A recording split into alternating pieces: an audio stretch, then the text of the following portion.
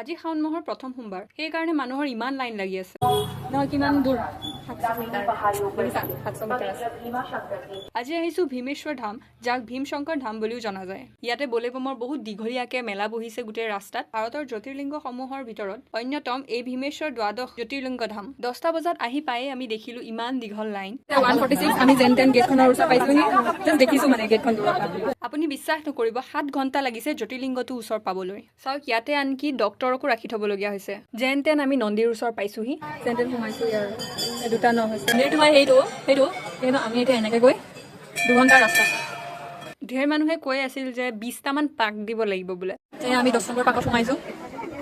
মই লাইফত আজিলৈকে ইমান ধৈৰ্য ধৰি লাইন পাতি পোৱা নাই। গৰমত মানুহৰ অৱস্থা নাইকিয়া হৈ গৈছে। চুচৰি বাগৰি মন্দিৰটোৰ ওচৰ পাইছোহি। প্ৰায় 5 ঘণ্টা হৈ গ'ল থিয় হৈ থকা। যিমান কষ্ট হ'লেও মন্দিৰটোৰ পৰিৱেশ দেখিলে মনটো ভাল লাগি যায়। ফাইনেলি সেৱা কৰিবলৈ পাই গ'লো।